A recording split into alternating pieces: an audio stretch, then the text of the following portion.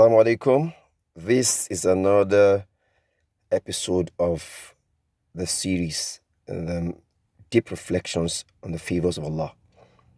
So I want to talk about another favour of Allah which we take for granted, and that's seeing. Several years back, I had a patient who I was called to see by a colleague of mine because the doctor is a Christian and then felt, okay, this patient is a Muslim. I don't want to interfere in the faith thing, but I see that he's emotionally down. And I know Dr. Olajobi is passionate about counseling. So she called me and said, can I please talk to this young lady about her state of health? So she couldn't see with her two eyes. She was a teenager. I think at that time she was 16 years old. She couldn't see with her two eyes, just 16 years old. And we just take it for granted. The eyes are there. She could open the eyes, but she couldn't see. So I checked, and then it was just that she had cataract, which was caused by the diabetes she had. She never knew she had diabetes. She just fainted, fainted, yes, and they brought her to the hospital. The blood sugar was high, and she was being treated for that.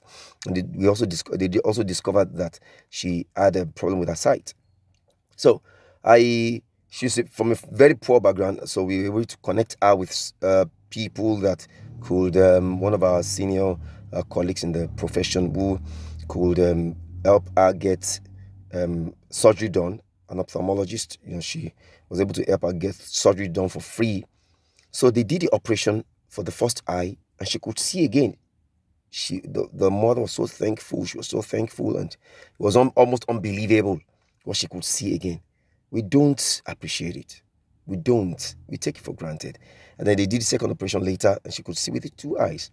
When I started wearing glasses, it was as if I'd never really been able to read the way I was supposed to read. Of course, because of age, the eyes went bad gradually. I didn't see that coming. And the day I went to see the ophthalmologist, I was given a pair of glasses after the test, and I could read. I was so shocked that I asked, you can imagine that. I asked, is this how I'm supposed to really see?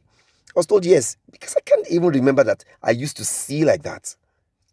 This is just an ordinary thing that happens, not even clear-cut blindness, So we don't appreciate it. Please, if you're seeing without glasses, appreciate Allah. If you're seeing with glasses, appreciate Allah. Let's be grateful.